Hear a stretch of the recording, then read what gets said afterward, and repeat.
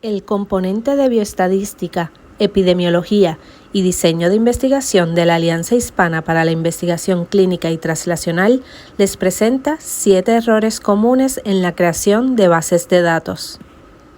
El primer error es guardar múltiples valores en una misma columna.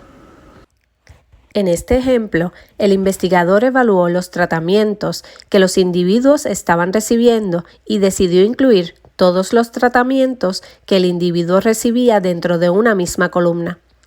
Esto puede ser problemático al momento de manejar los datos del estudio y dificultará determinar la frecuencia de los tratamientos recibidos por los individuos del estudio. Para evitar este error, tenemos dos opciones. La primera es colocar varias columnas, donde el número total de columnas será determinado por la cantidad máxima de tratamientos que podría estar recibiendo los individuos. En cada columna incluyes el tratamiento que recibe cada individuo. Si el número máximo de tratamientos es de 4, pero el individuo que estás evaluando solo recibe 2 tratamientos, dejarías en blanco las restantes 2 columnas. La segunda opción sería que cada columna represente un tratamiento. De esta manera, solo debes colocar un 1 a los que reciben el tratamiento y un 0 a los que no lo reciban.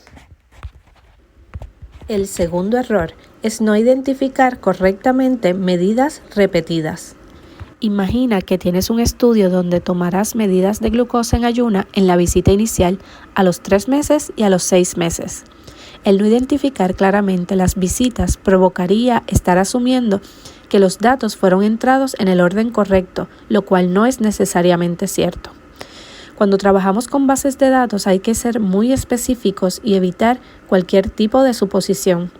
Es por esto que las mejores opciones para las bases de datos cuando usas medidas repetidas son crear una nueva columna que identifica cuál es la visita que representa los datos en esa fila, o crear varias columnas para la medida que se está repitiendo, pero debes asegurarte de que la medida tenga el mismo nombre de variable en cada columna y al final del nombre le identifiques el número de la visita. El tercer error es guardar información calculable. Errores pueden ocurrir al realizar los cálculos o se podría presionar un número equivocado al entrar el resultado en la base de datos. Es preferible incluir las variables que permitirán realizar el cálculo y que le dejes saber al bioestadístico la fórmula a utilizarse para la variable que desean calcular. Así, el bioestadístico podrá generar la variable a ser calculada y nos aseguramos de no tener errores en la entrada de datos. El cuarto error es no codificar variables cualitativas. Este error es muy común. Primero, puede resultar en ser inconsistentes en los datos que entramos en la base de datos. Por ejemplo, podemos tener varias opciones para un mismo valor y esto dificulta el manejo de los datos. Una opción para evitar este error es delimitar las opciones que se pueden entrar y asegurarse que siempre se entre el dato de manera consistente. Sin embargo, hay que tomar en consideración que para análisis complejos debes modificar la variable para que los valores sean numéricos.